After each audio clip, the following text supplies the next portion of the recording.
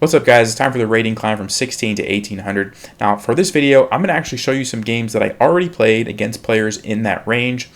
It turns out that I was having a hard time explaining my thought process and winning the games. I was just getting low on time because I was just talking too much and I wasn't able to think through everything. So I think you're going to get more benefit from this because I'll be able to go a little bit slower and explain more of my thought process, why I was making the moves that I was making. But let's go ahead and look at some games that I played earlier.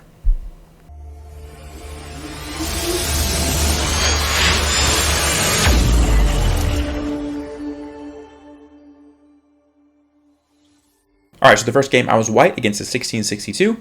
I played e4, that's what I always play. And he played c6, so this is the Caro-Kann defense. They want to play d5, and instead of playing e6 to play d5 like in the French defense, the Caro-Kann allows this bishop to come out to these squares. So a lot of people like this opening. It's actually pretty popular, especially in the 16 to 1800 range, so you'll probably see this a lot. I like to play the two knights defense, where I bring both knights out. There's a lot of cool little tricks. I have some other videos on my channel where I kind of go through some of those. If you want to check out some of those, I'll link some of those down below. So that's what I went for, knight c3, and he played d5, and then I played knight f3.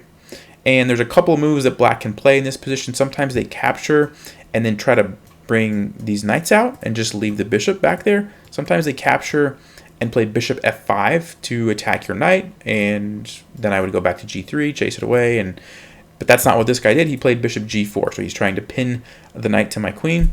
And I played h3. I wanted to get rid of this pin, and so if he takes it, obviously that's good for me because I'll just recapture. I got the bishop pair, so I traded off a bishop for a knight, which is usually a good thing if I'm able to open up the position a little bit. And then I get rid of the pin. If he would have went back to h5, I probably would have waited, but I did have the option that I could play g4, chase the bishop away, and if he at some point castles, I can launch a quick attack that way. So that's kind of what I was thinking behind playing that, and he did capture the knight, and I recaptured the queen. My opponent played e6, and now at this point I'm trying to think, how do I want to complete my development? So I have this bishop and this bishop that still need to be developed. This bishop doesn't have a lot of good squares. I can't go here, I can't go here, the pawns cover them. I don't really want to go to d3 because then I'm blocking this pawn and this bishop's going to have a hard time to go out. I could go to e2, but that's a little passive. It's not as aggressive as I would like. So I decided to play d4 to go ahead and let this bishop out and just kind of hold on and see what I want to do with this one. And maybe now d3 is better because the pawn's already moved forward. I'm not blocking this bishop in anymore. So that's why I played d4. I do have to be aware that the queen is lined up here, but I was planning on recapturing with my queen to defend that pawn that way if he did that. And my opponent played c5, which wasn't the greatest move. I think he had a good setup with his pawns defending this d5 square, and by playing c5, he lost a defender to that square. And so I decided to capture and then recapture. Now it turns out that I could have played this a little bit better. By capturing here first, I did allow him to play d4, which was actually a decent move for him. It's still better for me, but not as good. But he didn't do that. He played bishop takes c5, and then I was just seeing that I have three pieces attacking the d5 square. He only has two defending it. Now, one thing that I was thinking about was that my king is still in the center. I do have to be careful, but his king is also in the center. And if after we trade off some pieces here, if he was to maybe put me in check, it's not a huge deal. I can very easily block with my bishop and castle next move. So even though my king is still in the center, I wasn't concerned about that, so I went ahead and captured the pawn. So my opponent didn't recapture. He played knight f6, and I thought about capturing here because, like I said, it was a free pawn. Now I can maybe even get another pawn if he lets me, and I also have this threat here. The reason I didn't want to do that was because if I start doing this and then he castles, now I've gotten into the situation where my king is in the center, his is not. He can bring a rook over, line up on my king. Now it may have worked out okay because I could have captured again, and if he captured with the rook, it looks like bishop c4 was a pretty solid move to pin the rook, but it's still a little risky leaving my king in the center for so long. So what I decided to do was play bishop b5 check. This is a pretty good square for the bishop anyway. It's with check, so he's not going to be able to castle. You can't castle if you're in check. He can't block with his knight to the natural c6 square because I've got it covered. So he pretty much has to play something like knight d7. And then I'm able to, if I want to castle right away. So I decided to go that route just so that if at any point I start to notice something about, oh, my king's still in the center, I can castle and just be done with that. So I played bishop b5, he blocked with the knight, and then I captured. And again, like I said, I have the option to castle in one move, much better than if my bishop was still stuck here. So he recaptured, and I played bishop e3. Now the reason for this move is his bishop's on a very solid diagonal here, lined up on this weak f2 pawn, and he's about to castle kingside and then have a rook. And once he moves this knight, my queen's going to be attacked. His rook's going to be lined up on my queen and this pawn, and his bishop's going to be there. So that looks pretty risky. Now I probably would have been okay castling kingside because my rook's going to defend. It should be fine, but I like the fact that by playing this, I allow myself to castle both directions. So I'm able to adapt to whatever he does. I'm going to be able to choose the best option for me, if that's castling kingside, if that's castling queenside. So I like the fact that by playing this move, I leave those options open depending on what he does. And he did castle, kind of like I was expecting. And so the first thing that I notice as soon as he castles is that he has a discovered attack on my queen. So a discovered attack just means that when he moves this knight out of the way, another piece is going to be attacking something. In this case, it's my queen. And that's very dangerous because depending on where this knight can move, it could be really good for him, right? Because once he moves the knight somewhere, I have to deal with my queen that's under attack, and his knight is free to just take something else, take another one of my pieces, right? So that's the main thing that I was thinking about in this position. Now, if we look at it, the knight moves here, here, and here are not a big deal because my queen covers all those squares and his knight's undefended. I'll move my queen out of the attack from the rook and capture his knight. So the only move that really could be played is knight to d5, because now I can't capture it because the pawn is defending it, right? So I have to deal with the rook attack, and then his knight's going to be sitting on d5. So I'm thinking through, depending on, like, let's say I castle this way or I castle this way and he plays knight d5, I have to make sure I'm prepared for how do I deal with my queen and what's going to happen with his knight. He's probably going to take one of these two pieces. Am I okay with that? So I decided to go with castle queenside, but only after I had planned what I was going to do against knight to d5. So I castled, he did play knight to d5, and then I played queen e4, which is the move that I had planned ahead of time. The idea is I'm getting out of the attack from the rook, and I'm lining up on this e6 square and continuing to defend my bishop, which he's got attacked twice. Now, the only concern that I had was that he could take this knight, and when I recapture, I am going to have some weaknesses here, but I thought that the trade-off was, that I'm having pressure on this pawn. My queen is very centralized. If he does this, I'm also going to have a pin on this knight with my rook. It just looked like a lot of things going for me, and this weakness over here, the only piece really that I have to worry about would be his bishop right away. Maybe the queen could come in, but I feel like I'm in a good position to defend that, so I wasn't too concerned. And he decided to capture here instead, so I just recaptured with the pawn. I still have pressure here. I still have the rook lined up on this knight, on this queen. Very active, position for most of my pieces, so I'm feeling pretty comfortable here. So my opponent plays knight f6, which is not the greatest move because he didn't deal with this threat on e6. And so after I take that, which this was pretty straightforward because I saw the fact that once I take that pawn, his knight's going to be not defended enough, right? He's only defended twice, and now I have 3 pieces attacking it. So take that with check. After he moves, I'm just taking the free piece. I was scanning to make sure there was no blunders happening, but it's just a free piece. So I took that. I recaptured with the rook because I wanted to put pressure on his queen. And also it opens up the d1 square. So if I want to bring this rook over and double up on the file here, I have that option. So I took with the rook. And the main thing that I was looking at in this position is, since I know his queen's under attack, he's going to move his queen somewhere. Do I have any weaknesses or things that I need to be concerned of depending on where he moves his queen? So for example, queen a5, he would be attacking this pawn, attacking my bishop. Am I concerned about that?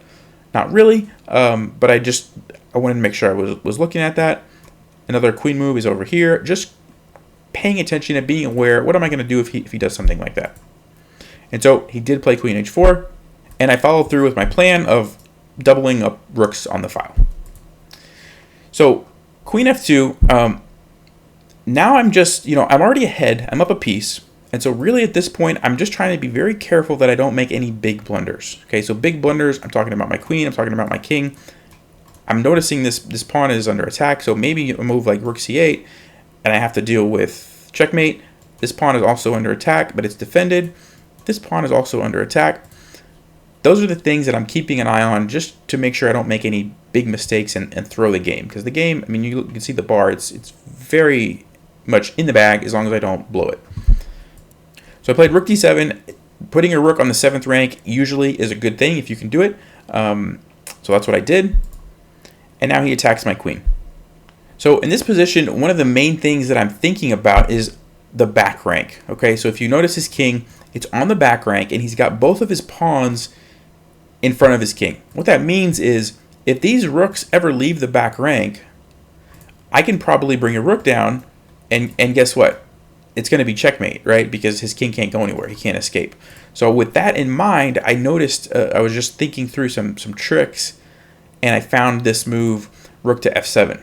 And the idea is I'm giving up my queen, because if he takes my queen, I'm going to take his queen. So it's kind of like a queen trade, and then it looks like at the end of that, he's going to take my rook.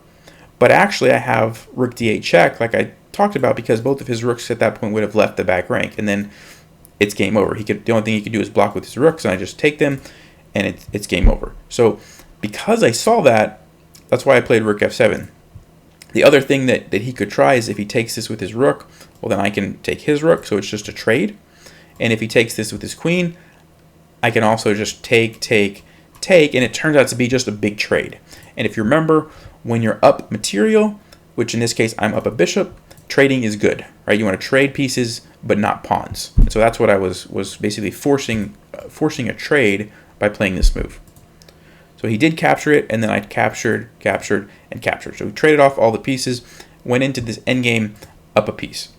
And now my opponent played rook f8, and then he actually resigned. He saw that, a bishop and a couple extra pawns is a big advantage in the endgame like this. The way that I would have went about winning this, move my bishop back, put my rook behind this pawn, start pushing it forward, and then bring my king over to help out, and use my bishop as needed. And with only a rook and a king, he wouldn't be able to stop that. Eventually, I'd be able to break through, even if I had to use that pawn as a decoy and go capture these pawns and then get another queen. That would have been my plan to win the game. All right, so the second game I want to show you was against the 1759. I was also white, and he actually played the Caro-Kann defense again. So I played the same thing, 2 knights defense, and this time he captured. Instead, if you remember, the other opponent played bishop g4. This guy captured, which I think capturing is maybe a little more common. Recaptured with my knight. So one of the reasons I like this opening is you get both of your knights out right away, so quick early development. And he played bishop g4, again pinning my knight. So I played h3, same reasoning as before. I want to get rid of this pin if possible. And so he does take it, and I recapture. So my opponent played e6, and again, I'm thinking through the same things as last game. I have to get this bishop out somewhere. I have to get this bishop out somewhere. I don't want to bring this like to d3 and block this guy in. I could go to c4. It's not the greatest diagonal because this pawn is kind of blunting my bishop. So I would like to ideally go to d3 in case he castles. I think it's a little bit more effective at launching an attack. But I can't play d4 right now, or his queen just takes my pawn. So with those things in mind, I decided to play c3 to prepare to play d4 next move. And that's what I did. And after knight f6, again, I'm just thinking through how am I going to develop my pieces. Like I had talked about, I had planned to bring this bishop to this diagonal. In case he castles kingside, it looks like a good way to launch an attack. So I played bishop d3. Played bishop e7, and I played bishop f4, just looking to develop my pieces. And this seems like a great diagonal for the bishop. And also, by delaying castling, I now have given myself the ability, I can castle queenside, I can castle kingside. Depending on what he does and which way he takes the game, I have, keeping my options open. That's something that I really find is very helpful when you can. Sometimes you have to just get your king to safety, but in this case, I had the ability to do that, so I just waited. And now he plays knight d5, which is a small mistake, but still a mistake. He should have castled and gotten his king out of the center. Because he didn't, he allows me to play knight to d6 check. And the reason this is good is because, first of all, he pretty much has to give up his bishop for the knight. If he doesn't, and he plays a move like king f8, he's lost castling rights, which is a pretty big deal. Now his king's going to be stuck on f8, which is not where you want your king to be. I'm already have a lot of pressure. Both of my bishops are here. Not a good choice. So he has to capture with the bishop. And then again, my bishop is preventing him, sorry, my bishop, if I can draw it, is preventing him from castling kingside, right? You can't castle through a check.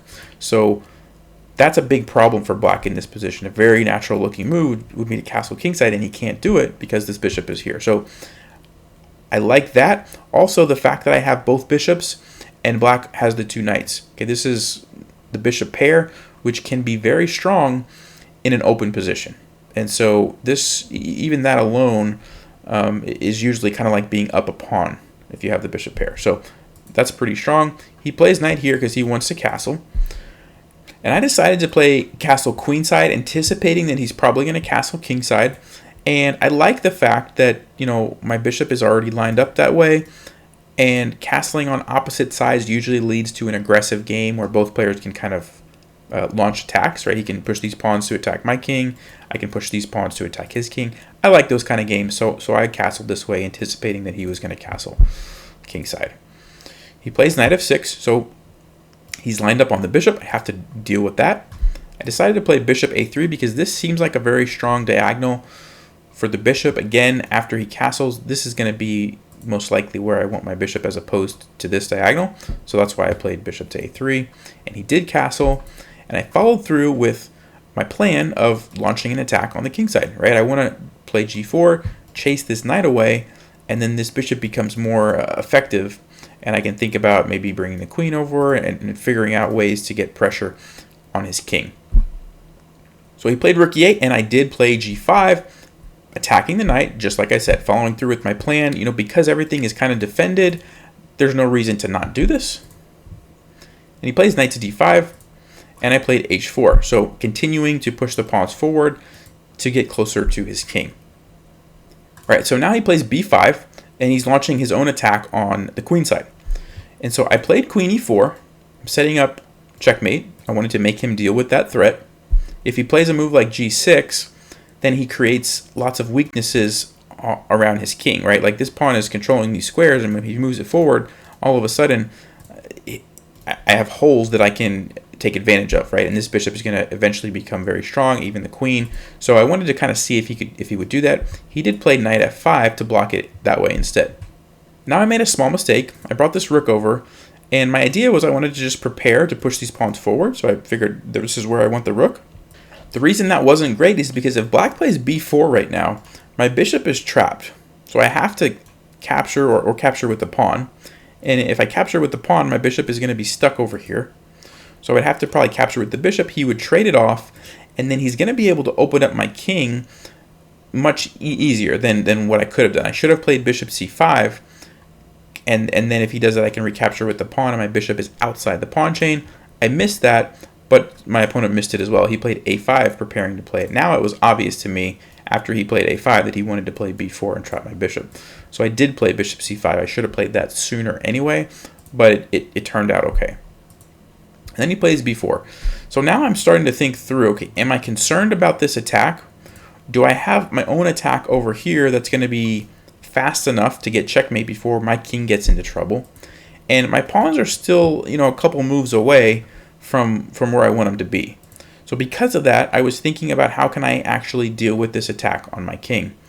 And one very important thing that you want to be aware of is a lot of times when your opponent is pushing pawns towards your king, one of the best things that you can do is not trade them off. So not take, because if I take this and he takes back, this file gets open for his rook, which is a really bad thing. If I do nothing and let him take and then recapture, then this file is open and his queen and his rook can come in. So one of the best things you can do is I played c4 and I just left the pawns, right? So this pawn and this pawn, his pieces can't get past his own pawns. So that's one thing just to keep in mind. Usually you want to push past if possible and not trade the pawns if your king's going to be under some kind of attack. So he retreats his knight because it was attacked. And then I follow through with my plan, right? Push the pawns forward, h5. And he plays rook to b8. Now at this moment, normally if I'm trying to break through with my pawns, I would not play h6 like I played in the game. Because if I play h6, which is what I did, he can play g6, which is what he did, and these pawns are now blocked off, right? And my rooks are basically stuck. I can't get past my own pawns. So normally you don't want to attack this way. You want to open up files when you're attacking. But the reason I did it was because I saw that it was going to create a weak spot here on g7.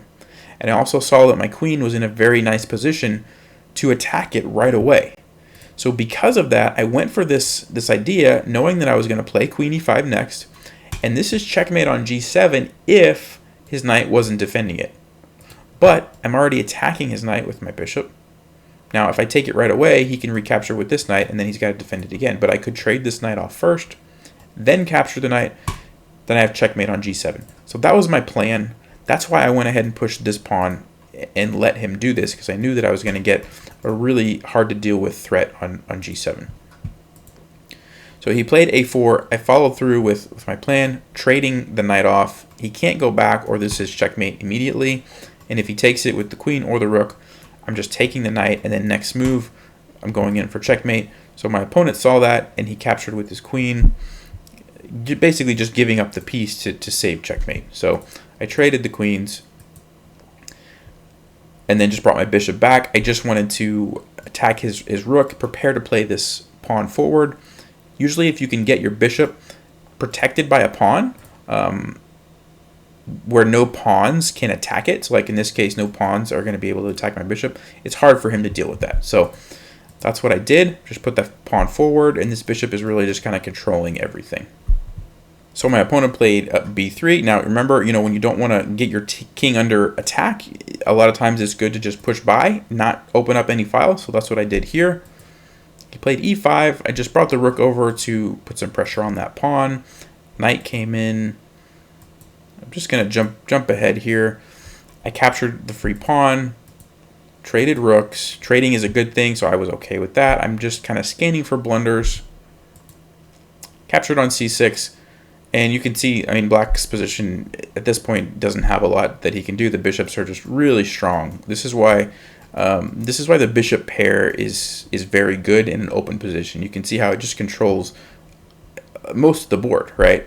So he moves there, only place he can really go. I bring the rook over. I'm threatening back rank checkmate. And so now I'm just setting up my bishops lined up on his king, and I have a cool little trick here. I could have just taken the rook, but I saw this checkmate. So I sacrificed my rook, and both bishops are lined up on the king. He has to go to the corner, and it's checkmate. Alright guys, well, I hope you learned something from those two games. Let me know if you like this format better, if you like the analyzing after the game has been played, or if you prefer the live version where I'm actually talking through. Maybe I can go back, but like I said, I was having a rough time actually winning the games. I was just running out of time talking through everything while I was playing. But let me know if you know which way you like better. But as always, thanks for watching. Stay sharp, play smart, take care.